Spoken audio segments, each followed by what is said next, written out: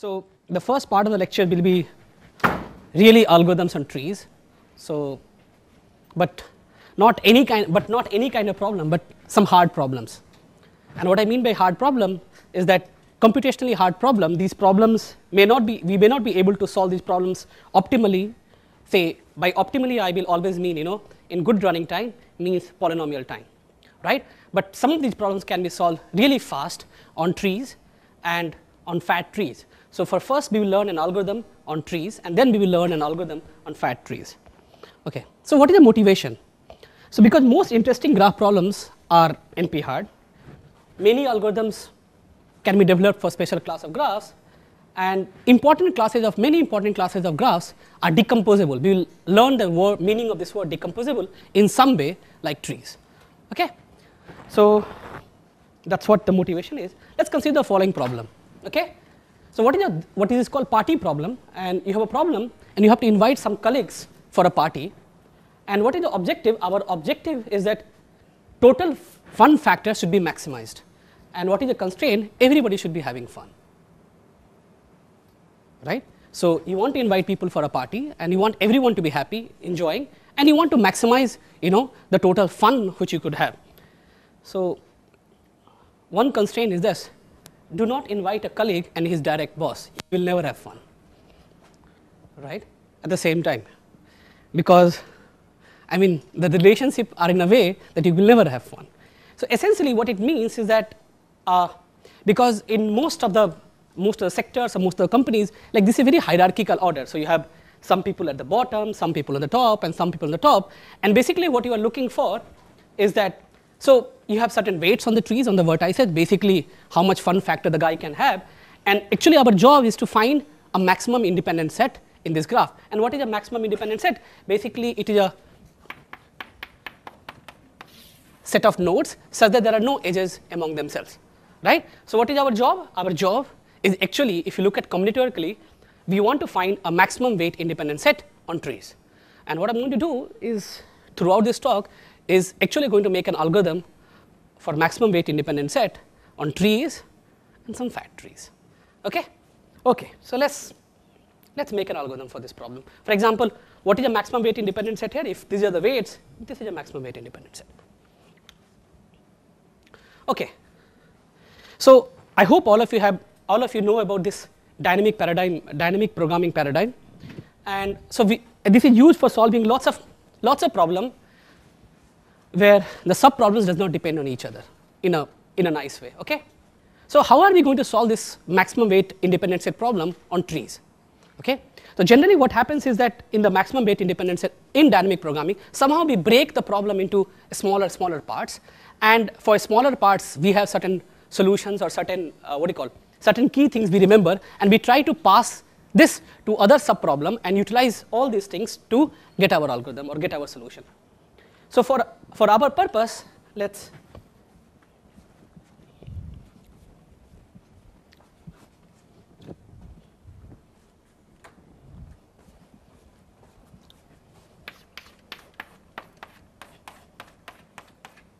so this is our tree, and there are nodes. By TV, we will denote the subtree rooted at this particular vertex V. Okay? So we are going to keep two things at every vertex. Some sort of Boolean thing. What is A of V? It just stores something about this vertex. A of V is maximum weight of independent set in the tree below here. So here. Okay? So we are going to keep two things, A of V and B of V. Okay? So what is A of V? Is a maximum weight of an independent set in the subtree rooted below, and what is B of V is a maximum weight independent set in TV that does not contain the vertex V. So we are just going to try to maintain these two things for every vertex. Okay? And how are we going to do this? We will do this from here, like bottom to top. So now if I have a root here, so what is A of R? It is going to be the maximum weight independent set for tree rooted at R. And what is a tree rooted at R? It's a whole tree, right? So what will A of R store? It will store maximum weight independent set of the whole tree. Now how are we going to compute these things? We'll compute these things from leaf to the root. So we'll go from bottom to the top. Okay. So what is our goal? Is to determine A of R for the root. Okay. So what is the method? So suppose, so think we have V and it has some children V1, V2, V3 and Vk.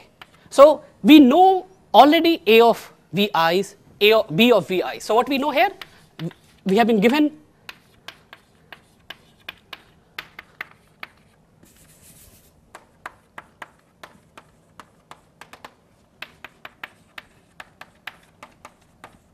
okay, and what is our goal? Given these numbers, we want to compute A of V, B of V. What is B of V? Let's first see what is B of V.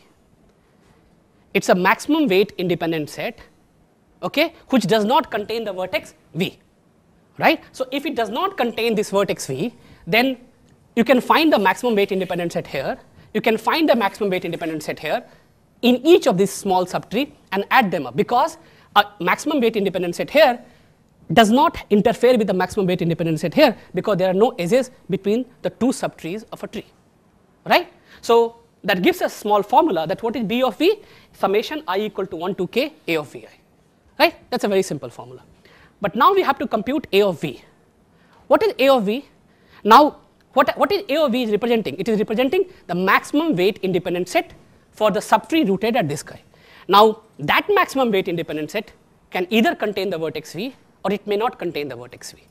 If it does not contain the vertex V, then that number is already stored in B of V. Now if it contains V, then we add W of V, but what else should we add? What is A of V1 storing? Sorry, what is B of V1 was storing? Right? It was storing the maximum weight independent set in this subtree which does not contain V1. Now the point is, the moment you include V in your independent set, you cannot include any of these guys in your independent set. But that particular information is basically saying what is the maximum weight independent set here which does not contain V1, what is the maximum weight independent set here which does not contain V2, which we have already stored in B's. So what is A of V is max of vertices without him, and if it contains, then you do W of V and summation I equal to 1 to k B of V, right? So the values of A of V and B of V can be computed in bottom up order, like the leaves are trivial, right? Leaves are trivial, right? Because suppose it is a leaf. What is A of V? The weight itself. What is B of V? Is 0. That's it. So now I can compute this for the leaf, and once I have computed this for the leaf, I can compute for every parent of him by knowing these values for all his children, right? So this is a very simple algorithm to do, what is that called? Maximum weight independent set on trees. And essentially, some variation of this or other can be used to solve many other NP-hard problems on trees, like dominating set, vertex cover, some R dominating set, and things like that. And even much more complicated problems, if you can do exactly by doing this kind of dynamic programming and keeping right set of things here. I mean, what all things do you need to keep so that you can compute something which is A of V will always denote an optimum solution below. So you need to keep enough set of things here by which you could use together to get a solution for the whole object, right? So you need to come up with some set of invariants which, if you have been given, you can compute the optimum solution with the help of this. For example, here B of V was that invariant which helped us to compute A of V. Okay. Okay. So we have seen one algorithm on trees. Okay. So what I'm going to talk about, that this algorithm is quite generic, and the same algorithm can be used not only for trees but many other kind of graphs, right? Trees are not in some particular example, but this algorithm itself could be used for various other structures which looks like trees, okay? So as a running example to explain what I'm trying to do, or what I'm trying to explain the kind of graphs for which these problems can be solved in very similar way, we will use independent set as a running example. So I have forgotten the weights for now because it wouldn't matter. So what we have is a graph G, an integer k, and our goal is to find a maximum size independent set of this graph. So this is a decision problem. Is there a subset S of Vg of size k such that there are no edges between vertices in S, or find the size of maximum independent set of G. Okay? So we will just use this particular example to explain all what I'm trying to say. Okay. Okay, so to do that, I'm going to introduce a kind of graph which is called T-bounded graph. Now, what is a T-bounded graph? It's a graph with n vertices and at most T special vertices. Now, what is this T special vertices? Called X, which is subset of x1 to xt, and X is called the boundary of G. For example, this is my T-bounded graph. It's no special graph. You take any graph, okay? You can call some T vertex, you label them with some subsets of x1 to xt, and we are going to call this as a boundary, and that's it. These are called T-bounded graphs. So basically, you take any graph, you can make some T, at most T vertices special by labeling them 1, 2, or T, and that's it. So this is what I will mean by T-bounded graph, okay? So there is nothing special. It's any graph marked with some special x1 to xt, some at most T vertices with labels x1 to xt. Okay, so these are very nice graphs actually, okay? We will see how these graphs, or the graphs which we can construct by doing some operation of this boundary graph, will give us trees and various other things. Okay. So now let's try to suppose, think of this way, that rather than a one vertex here, okay, suppose somehow we had a graph which looked like something very different, okay?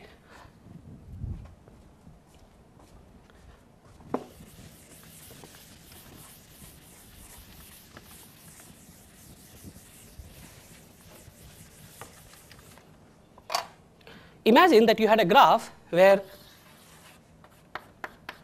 you had some few vertex here, not one vertex, and you had some graph here, and what is the property? There is no edges between here and here. Okay? So these graphs could look like here, could see here, but they do not see, like there is no edge from here to here. The only way you can go from here to here is via these set of vertices. Okay? These are called separators in, or like what is a separator of single vertex? Called cut vertex. If you delete it, graph becomes several components. So look at the trees. What is the property of trees? If you delete any vertex, graphs, right? But it is possible that in graph I may not find a vertex of single vertex which can separate the graph, right? But I may be able to find set of vertex which could separate the graph. All right. So we will try to mimic this understanding that in a trees we have just one vertex which if I delete it gets separated. So we will think, oh, what is those graphs where wherever I look, whichever part of the graph you will give me, I have some small number of vertex which if I delete, graph has several components, right?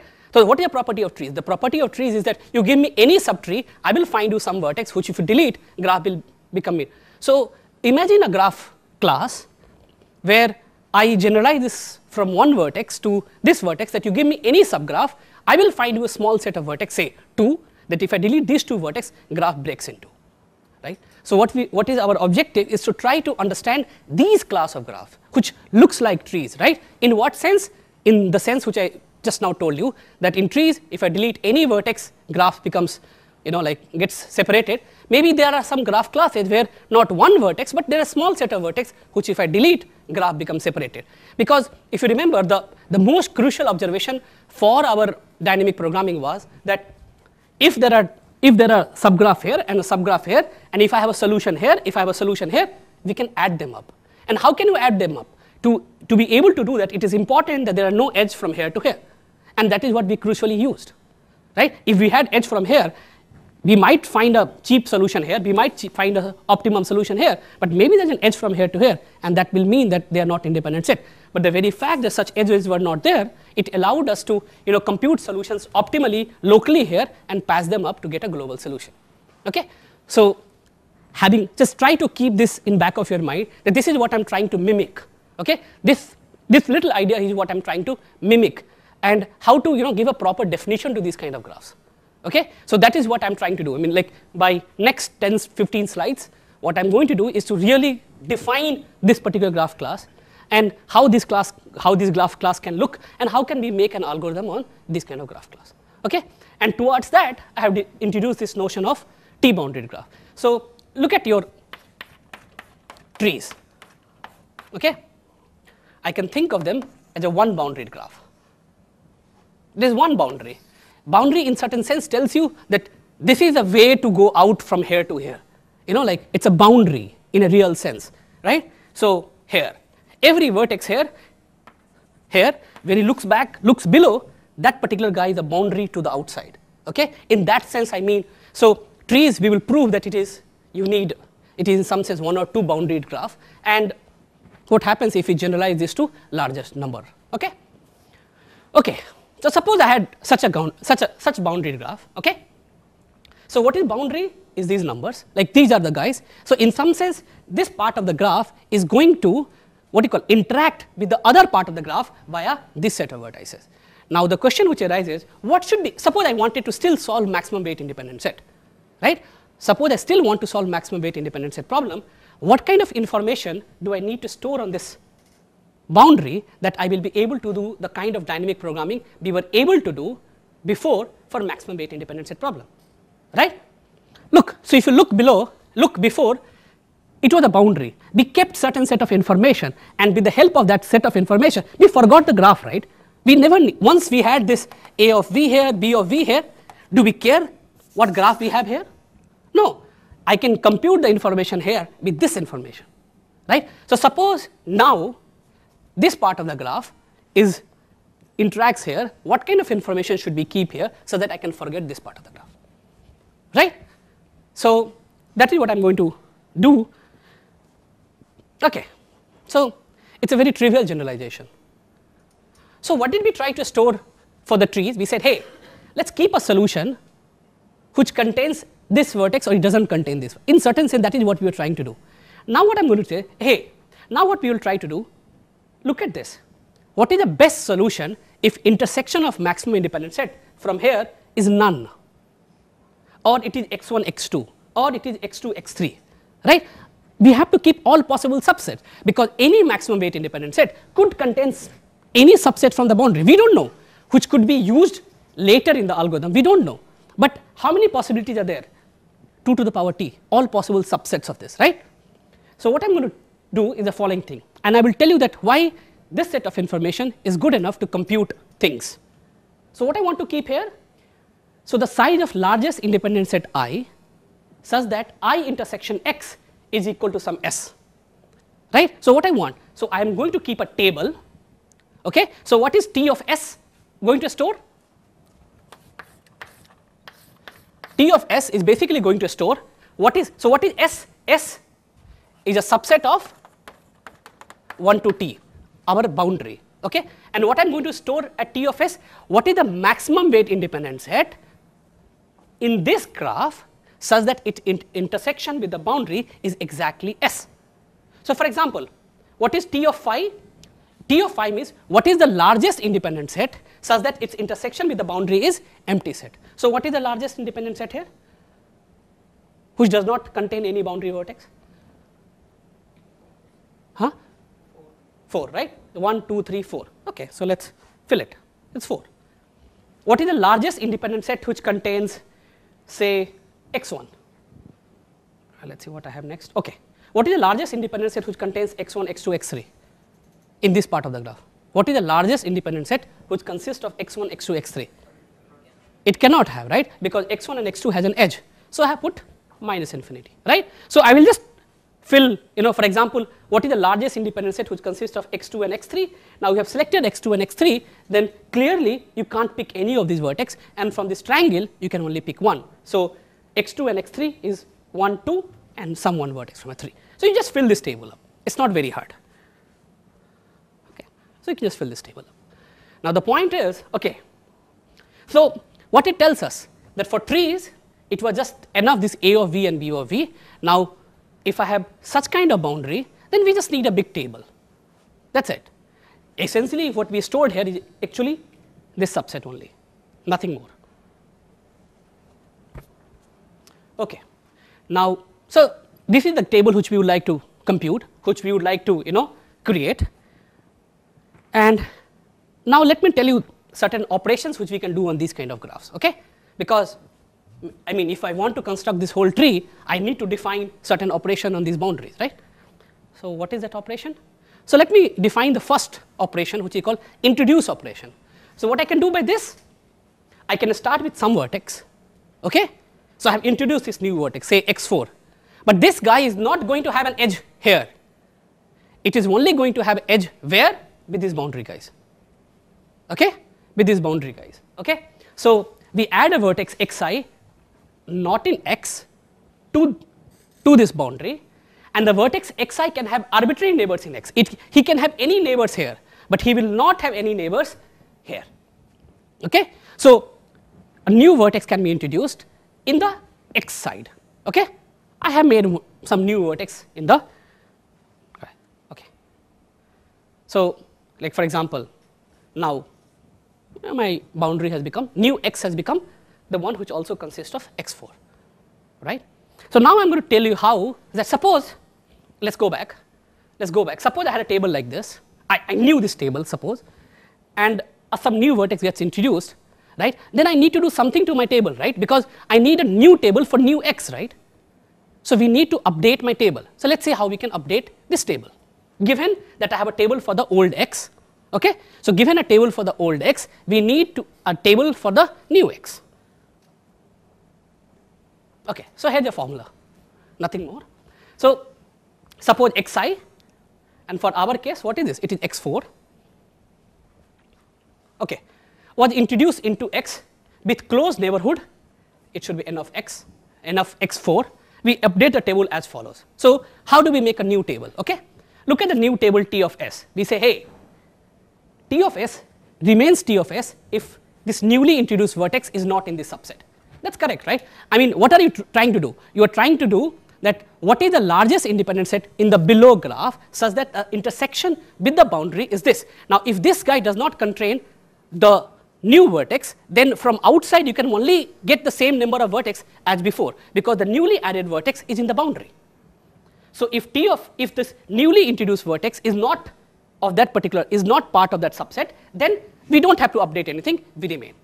Second, now this newly introduced vertex is in S, but it has some neighbors in S, right? Then we put minus infinity, because how can a S having an edge among themselves can be, you know, enhanced or can be made into a big independent set, right? So we put minus infinity. Now, so now we have a case when we have S, this is our x4, and look at other vertex. Now, what is the property? X4 does not have any neighbor here. Then what it is? Then you know that x4 only has neighbors here in the boundary. So the next, the independent set is, you remember the old table, we have computed S minus xi. We have in old table, what is the largest independent set containing S minus x4? You take that, you added x4, and this is fine. You have not violated anything, because this guy doesn't see any of those guys anyway. And so its local neighborhood is completely determined by what it sees in x, okay? So how much time will it take to update this table? If the size of the boundary was t, it will take some order 2 power t time, maybe some polynomial, okay? Okay, so that's a way to introduce a node. Now let me introduce another operation on this, boundary graph, which I call forget operation. What is a forget operation? It's nothing. So I have this guy, I want to forget someone. So forgetting someone means that I remove his special power. That is, I will not name him and remove him from the x.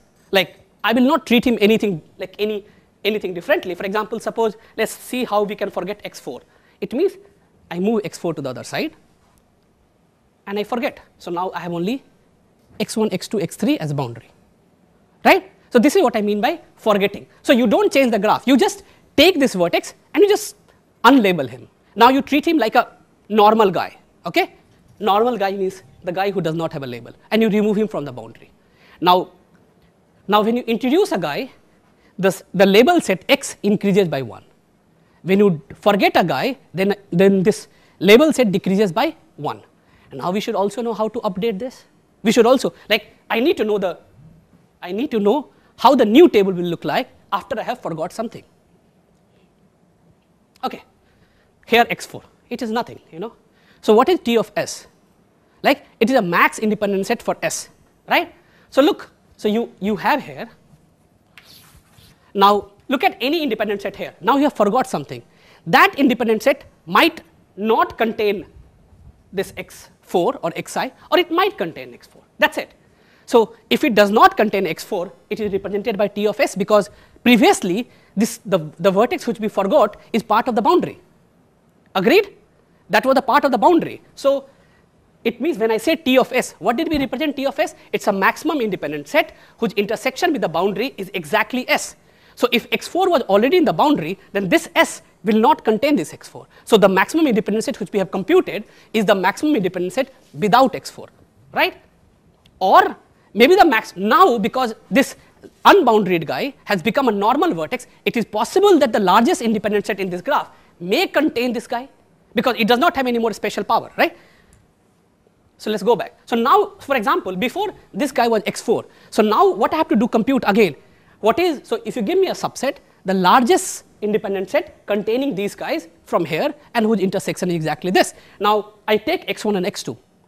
Before, this guy was not allowed because x4, if you notice, was here, right? But now that it has moved this side, it can be part of the independent set which we can take from here. So to do that, you already have stored that information. How? x1 and x, you also have stored what is the largest independent set which contains x1, x2 and x3 previously, or x4 previously. So that is why. So you have these two information, you take max of these two and you update, right? So still updating my table is easy, okay? So what we have seen is that I have, so let's recap here, that I told you that this algorithm for independent set is no special. I mean, we can introduce this notion of what is called T-bounded graph. I told you two operations, forget operation, introduce operation, and I told you how to do, if something can be done on this, then how to update this table on this kind of graph. Now let's look at what we have done actually. So basically, there's a notion called path width of a graph, which I am not going, but what is path width of a graph? Basically, it's a graph which can be constructed by the minimum boundary size needed to construct G. So path width of a graph is a minimum boundary size we need such that every graph using introduce and forget node can construct this graph. That's it. So this is what is called path width of a graph, is basically given a graph G, what is the minimum number of boundary we need such that I can construct this graph by starting from that particular boundary graph and either doing introduce operation or a forget operation. For example, let's see.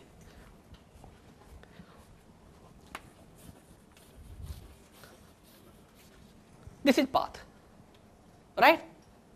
How can you construct this graph? What is the minimum number of labels you need to construct this graph with the operations which I have defined before? Like starting from an empty graph, I want to construct this graph, okay, by some T-bounded graph, and either by doing introduce operation or a forget operation. It was abstract before, now an example. We should at least learn how to do it for path. Anyone is willing to come and help? No? What do you want to choose? First, okay. Okay.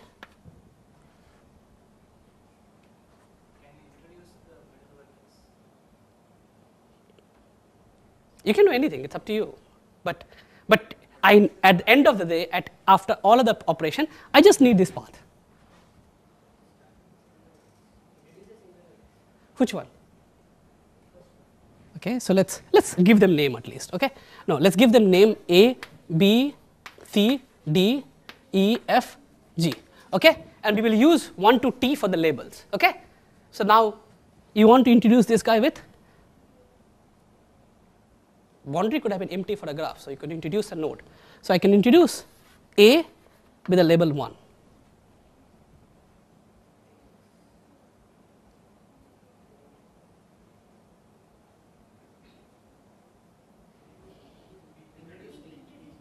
Okay.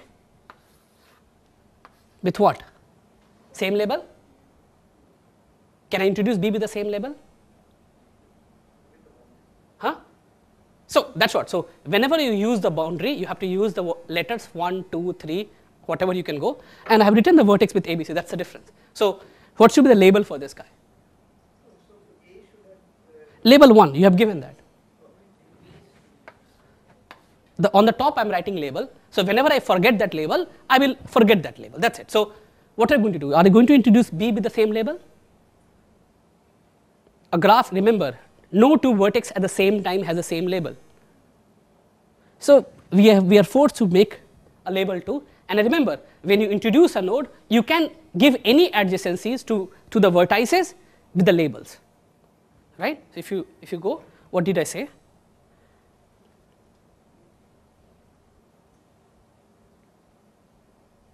Right? Xi can have arbitrary neighbors in X, but to no other neighbor. So at this point of time, I can give it a label and I can get this graph, right? Because between A and B, I can put an edge. Now what should I do? I can forget the label of 1. Okay? Now I can introduce what? With label 1. Okay? And I can give an edge between them. Right? I can alternatively do this. And so how many labels did we need? So what is the path width of a graph? As I told you, it's a path width of a graph is the minimum number of labels we need minus 1 for some reason. I don't know. It's okay. We can also think is the number of labels. So to construct this path, we needed 2 labels. Okay? As an exercise, try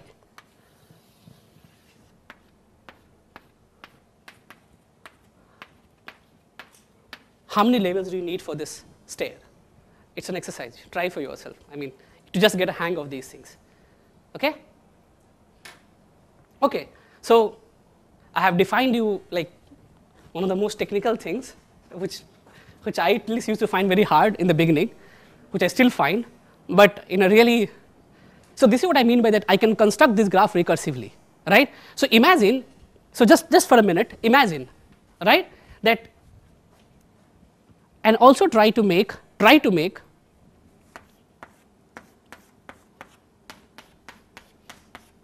for this graph, okay, for this this binary tree of depth 3. Try to construct like this graph by using this label operations, and you see how many labels do you need. Okay? And then try to see if you have a binary tree with depth L, how many labels do you need?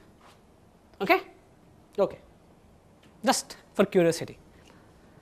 Okay. So now let's go further and try to introduce more operation to this T-bounded graph. Okay?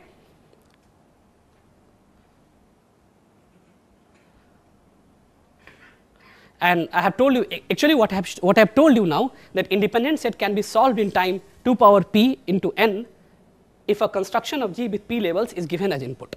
If someone told you this construction of graph with these p labels, then you can compute independent set in 2 power p n time. The way I have actually explained you algorithm. This introduce, so in the beginning you have just one node, everything is easy. Next time if someone comes, you know how to update the table, so you can actually compute the maximum independent set of this graph in this much time. Okay. Okay, let's see. Okay. And there are many algorithms. Just to give you a flavor, on this class of graph, you can compute independent set in 2 power p n time, dominating set in 3 power n time. If you are looking whether a graph is q colorable or not, where like 3 colorable, 4 colorable, these problems are NP hard on general graph. But on this class of graph, you can solve in q power pn. So for example, if p is 5 or 10, this is still constant. And if q is also constant, p is also constant. You can do max cut of a graph in 2 power pn. You can do some odd cycle transversal in 3 power pn. If you can find an Hamiltonian cycle of this graph actually, you can test whether the graph has a Hamiltonian cycle or not in time p power pn, right? So that is a bit more hard to do. And if you want to see whether graph can be partitioned into triangles or not, you can do in 2 power pn time. So just to tell you that independent set example was just one illustrative example, but there are many other problems which can be solved with doing something very similar to what I was trying to do before. Finding a path width of a graph, constant or non-constant. It's NP hard, NP complete. So in what sense you are asking? Getting?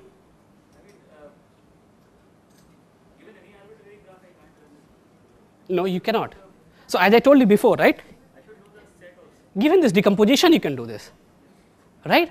So, but suppose I want to check whether graph has. So let's wait for the next slide. Okay. Hopefully, it will answer some of your questions. So what is this path width? It was actually introduced in 80s as a part of what is called Robertson and Seymour's graph miners project, and Bodlander and Clarks in 1996 gave an algorithm which can detect whether graph has a path width k or not in actually time f of k into n. So if you are looking for you want to test whether graph has, say, path width 10 or not, and you want this decomposition, then in f of 10 into n time I can do this. That 10 is horrible, f of k is horrible, but still. So it's like this f of k. So I can check. So this is the running time. It's not that bad. So for example, if you want to check whether graph has path width 10 or not, and you want to construct this path decomposition, then you might take 2 to the power 10 cube into n. But it is linear. We are computer scientists, so we should not worry. Okay. Okay. So it has some more nice things. For example, it has been used for various other purposes. For example, you can show that if a graph has m edges, have path width at most m divided by 5.769, and it uses very nice some spectral properties to prove these things. It is also known that 3 regular graph has path width m by 9 or n by 6. Again, it uses very nice something called max bisection and things like that. Now you can make a fast exact algorithms using this path width for max 2 CSP, counting vertex cover, dominating set, and blah blah blah, and several other things. Okay, so finally, let me introduce another operation on this T-bounded graph. So what we did? So we defined T-bounded graph. We defined 2 operations: introduce and a forget. And what did we get? We got something called path width. Now let's introduce the third operation. What is the third operation? Given 2 T-bounded graphs G1 and G2, the join operation glues them together at the boundaries. Okay, so it will just glue them together at the boundary. For example, so suppose we have been given 2 T-bounded graphs G1 and G2. Okay, so now we have this boundary. Okay, now what we are going to do? I want to join them. So how does the joining operation happen? If you notice what happened, look, we put x1 on x1, we put x2 to x2, we put x3 to x3, and if some label is missing, it's okay. I mean, we just leave that label, okay? And we take union of all the edges. So for example, here we did not have edge between x2 and x3, we have an edge between x2 and x3. And if there were some parallel edges, we can get rid of them. So you keep only one edge. So basically take union of these edges. So you put x1 to x1, x2 to x2, x3 to x3, and you take the union of edges which appears here. Okay? So this happens. That's it. Okay, now let's learn how to update the table here also, right? Remember, if I had been given a table for independent set here, if I have been given a table for independent set here, I need a table for both combined. Isn't it trivial? So what is T of S? I said, hey, what is this S1? Now, but independent set here and independent, there is no edge from here to here, right? So whatever independent set I can extend here and whatever independent set can extend here, I can put them together to make an independent set. But the only thing is there, S is counted in both sides, so you subtract S. That's it. And I can do this operation very fast in 2 power t time. Okay, so now I have also taught you join operation. And this is what is called tree width of a graph. Okay? It's a minimum boundary size needed to construct G from the empty graph, and then you use 3 operations: introduce, forget, and join. And I have told you that independent set can be solved even on this graph in time 2 power t. Okay. So now someone is willing to construct trees using these operations? Look, we computed path using this. Okay? So let's compute a tree.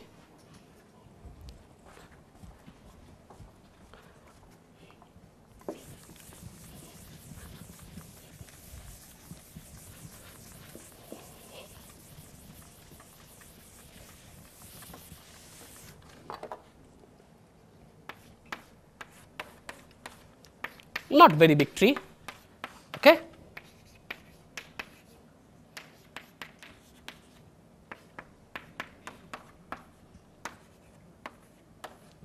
help me to construct this graph using these 3 operations. And let's see how many labels do we need.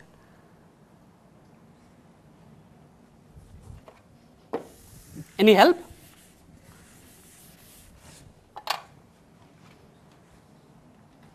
We can try to construct. So let's construct. I mean, it's okay to learn all abstractness, but we should also know how to do things at times.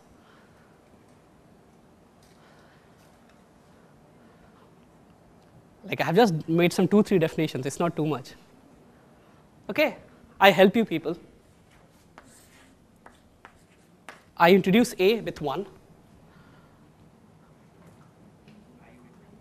I with?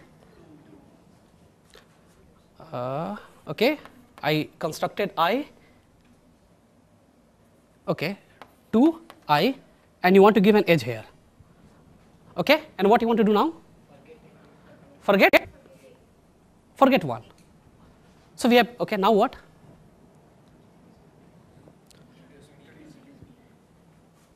With label? With label? And now? Okay, now what do you want to do? Forget? You're not forgetting AB, you forget labels. Huh? Okay, now?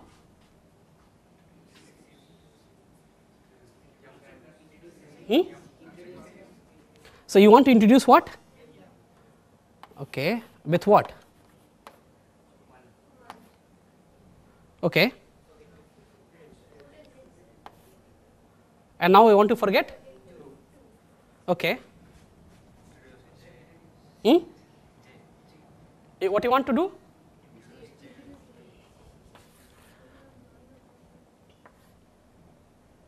Introduce J with operation, and you want to put an edge here.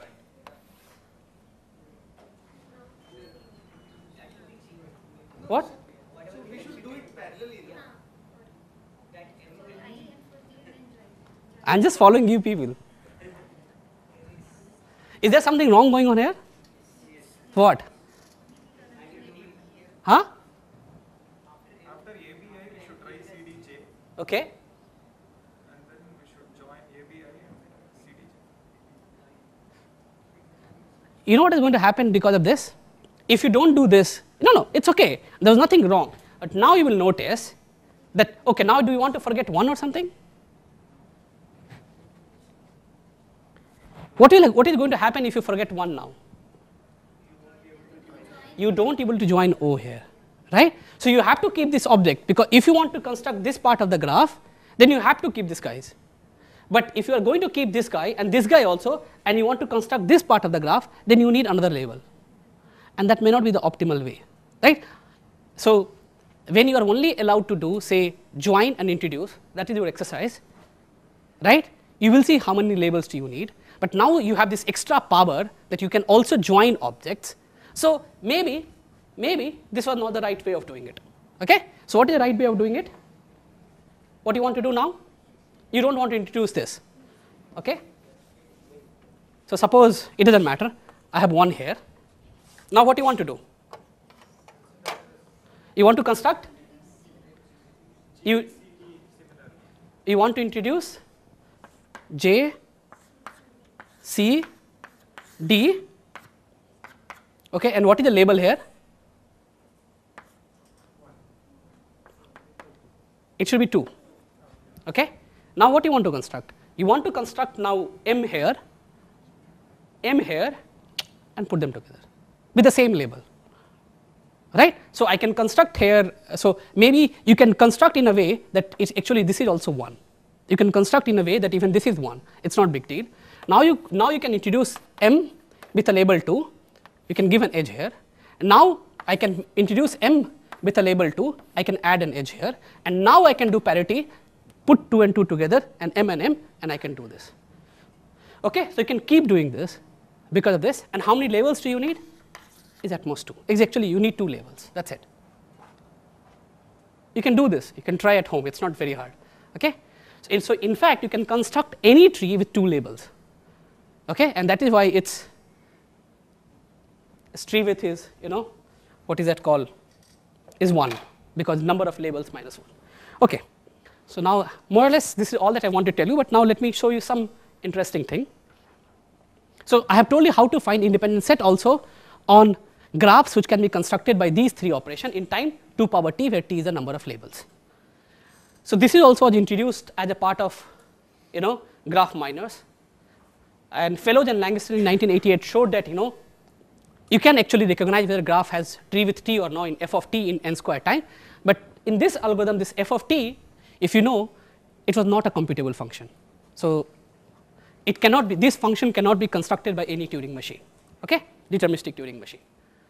But then in 90s Bodlander gave an algorithm which ran in time 2 power big O of tq time to test whether a given graph can be constructed with t labels or not, and actually it can give you this parse tree of this labeling, okay.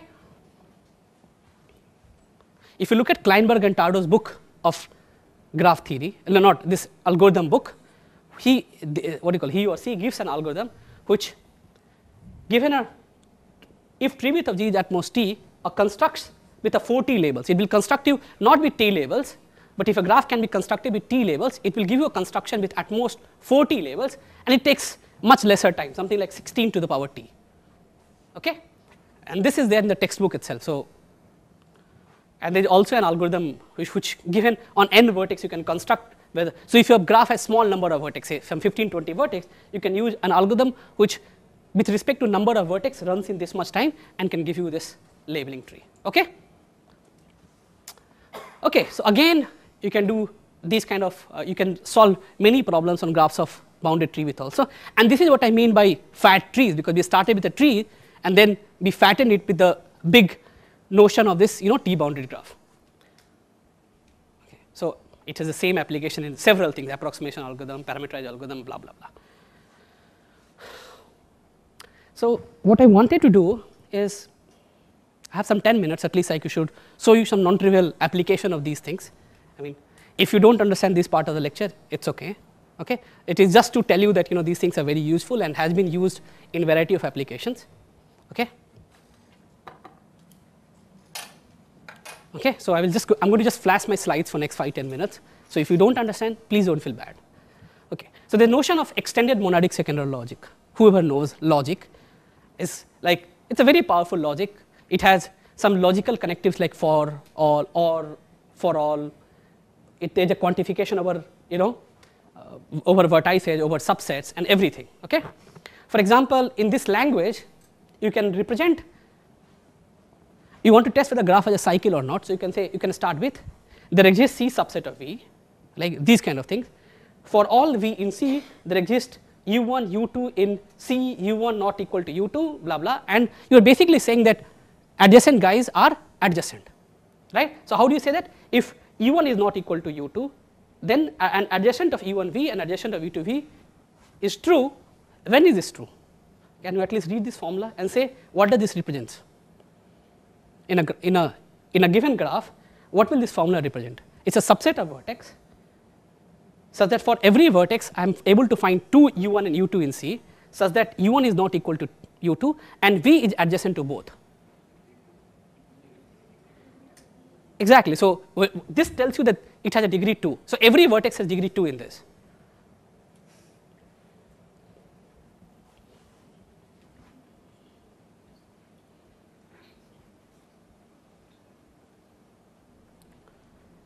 This is true if and only if graph has a cycle, right?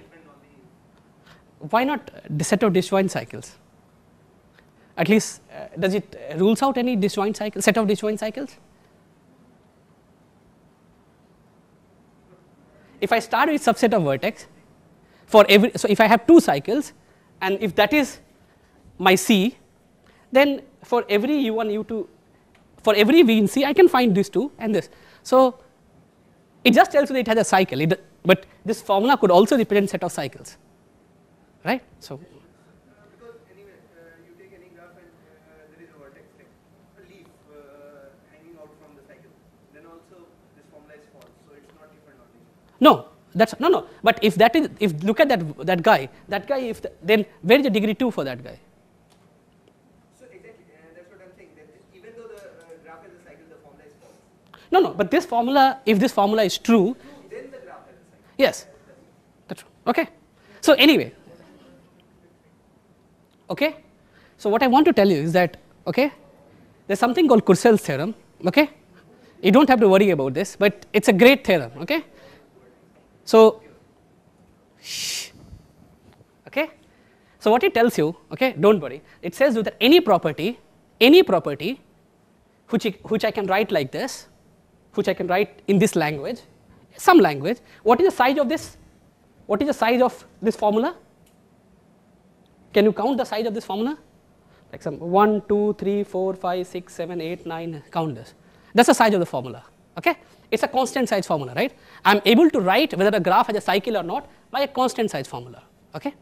Now, what does Courcell's theorem tells us? That look, if you have a formula which can be expressed in that kind of language, and suppose the size of the formula is mod f, then for any graph which can be constructed with w labels, there is an algorithm running in time. How much?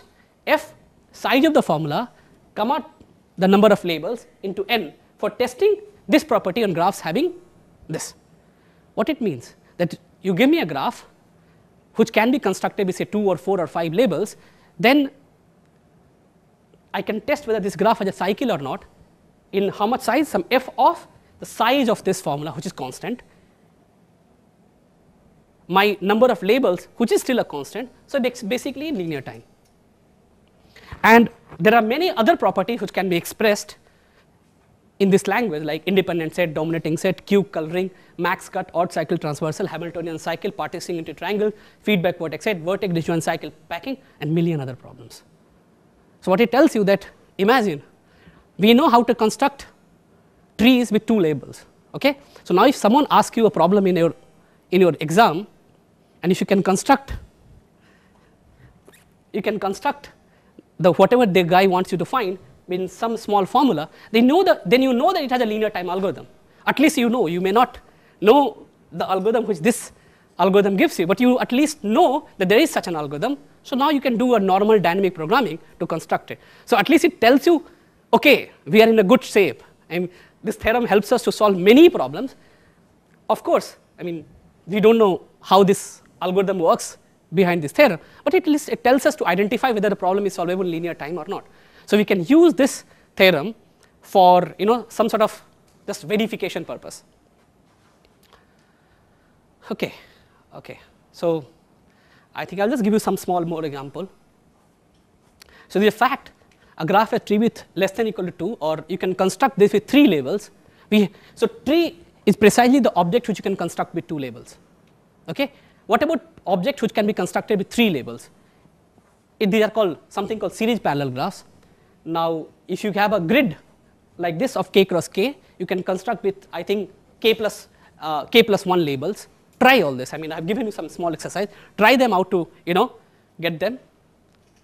And there are some other properties. Okay, you can show that it's a very nice property about these objects, that if you can construct a graph, with 5 labels or 10 labels, then you can construct any subgraph of this with that many labels. You can also construct a graph which can be obtained by contracting some edge.